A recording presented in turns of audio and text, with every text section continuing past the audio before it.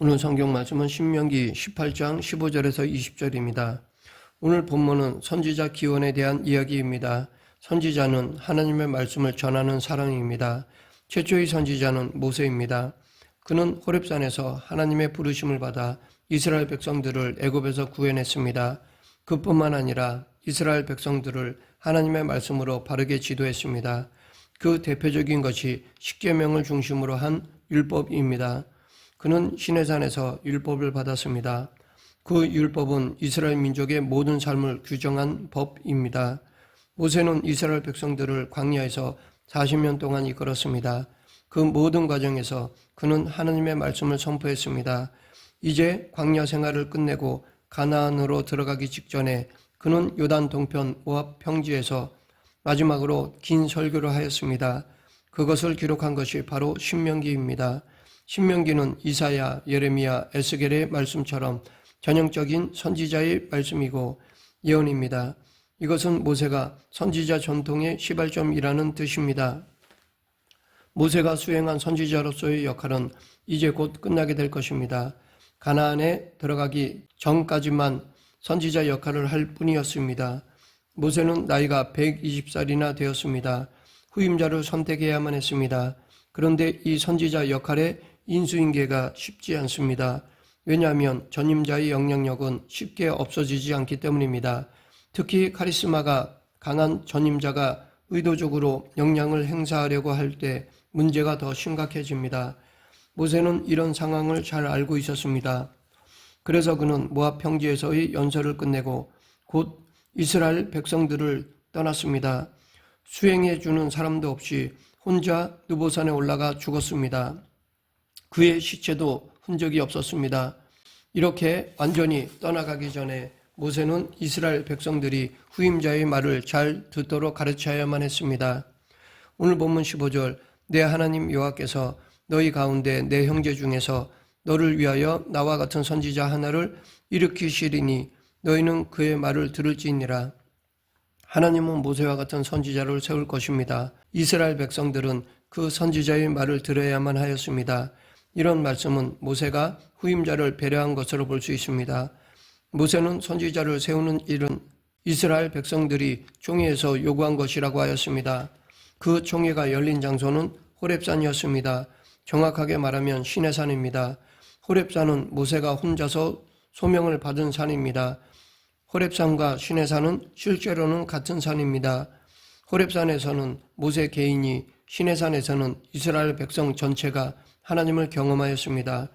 이스라엘 백성들은 총회에서 하나님께 내가 다시는 내 하나님 여호와의 음성을 듣지 않게 하시고 다시는 이 큰 불을 보지 않게 하소서, 두렵건대 내가 죽을까 하나이다 라고 요구하였습니다. 여호와의 음성을 듣지 않게 해달라는 이들의 요구는 조금 이상하게 들립니다. 누구나 하나님의 음성을 듣고 싶어 할 거라는 우리의 예상과 정반대의 요구입니다. 그들이 이렇게 요구한 이유는 죽을 것 같았기 때문입니다. 여호와의 음성을 듣는 것이 왜 죽음에 대한 두려움을 느끼게 했을까요? 본문에 보면 그들은 여호와의 음성을 큰 불로 여겼습니다. 불은 대상을 태워버립니다. 고대 이스라엘 사람들은 하나님의 음성을 듣는 것은 곧 자기들이 불에 태워지는 것으로 생각했습니다. 이런 생각은 이상한 것이 아닙니다. 출애굽기 19장 17절부터 19절, 모세가 하나님을 맞으려고 백성들을 거느리고 진에서 나오매 그들이 산기슭에 서 있는데 시내산에 연기가 자욱하니 여호와께서 불 가운데서 거기 강림하심이라.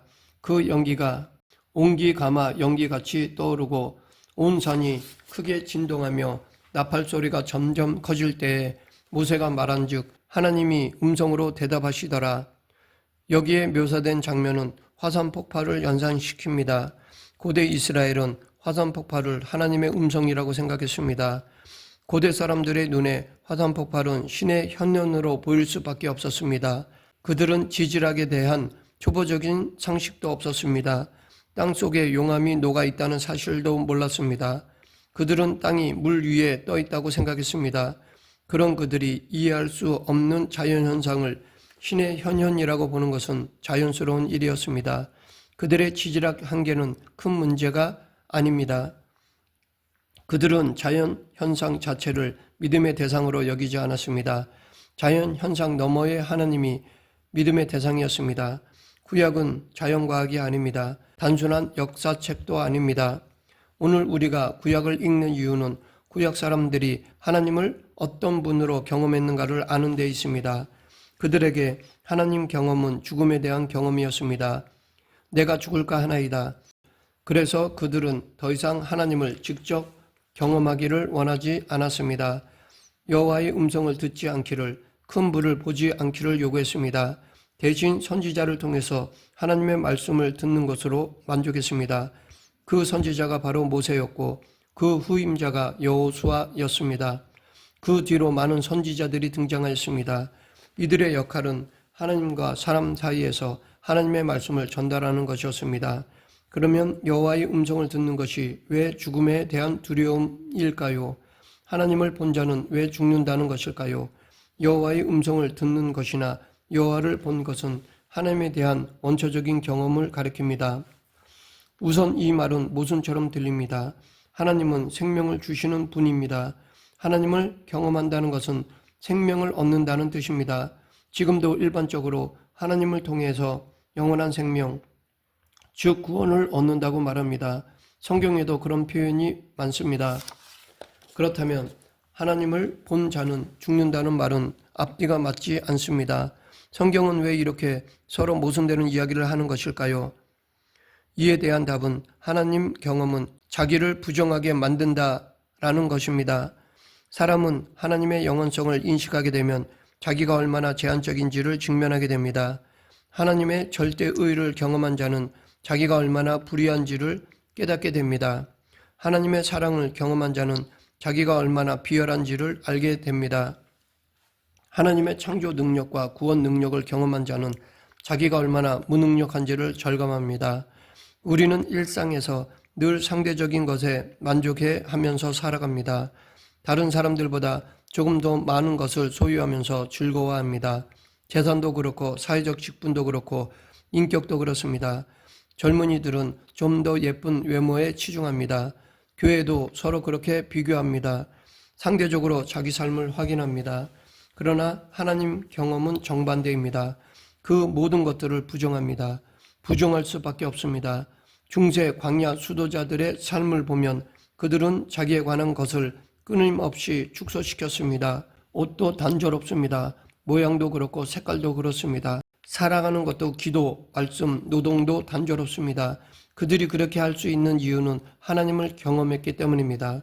그렇다고 하나님을 경험한 사람은 옷도 무조건 구질구질하게 입고 사회생활도 하지 않고 현대 문명과 담을 쌓은 원시림의 원주민들처럼 수도승들처럼 살아야 한다는 것이 아닙니다.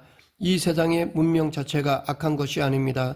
우리가 세속에서 살아가는 한 무소유로 살아갈 수 없습니다. 그러나 하나님 경험의 원초적 본질은 잊지 말아야 합니다. 그것은 끊임없는 자기 축소입니다. 자기 부정입니다. 자기 축소와 자기 부정의 것은 죽음입니다. 하나님 경험은 궁극적으로 죽음을 받아들이는 것입니다. 그래서 두려운 것입니다. 하나님 경험은 사람에게 존재의 위기입니다. 왜냐하면 자신이 존재한다는 사실을 확인시켜 주던 모든 것들이 흔들리는 경험이기 때문입니다. 이 사실을 안다면 하나님을 만나보고 싶다거나 하나님 음성을 듣고 싶다는 말을 함부로 하지 못할 것입니다. 존재의 위기에 대한 두려움으로 인해서 사람들은 오늘 본문에서 이스라엘 백성들이 다시는 여호와의 음성을 듣지 않게 해달라고 요구한 것처럼 하나님 경험을 거부합니다. 대신 사입이 하나님을 경험하려고 합니다. 사입이 하나님 앞에서는 존재의 위기가 실종됩니다. 오히려 더 강화됩니다. 오늘 매스컴이 우리에게 제공하는 것들을 보면 모두 자기 존재감의 강화입니다. 모두 왕자와 공주처럼 살 수 있듯이 유혹합니다. 교회의 메시지도 자기를 긍정하라고 말합니다. 긍정의 힘의 영성이 한국 교회를 지배하고 있습니다. 왜냐하면 거기서 정신적인 안정감을 느끼기 때문입니다. 하나님 경험을 통해서 직면하게 되는 자기 부정과는 정반대입니다. 그 결과는 끊임없는 허무 아니면 자기 망상에 빠집니다.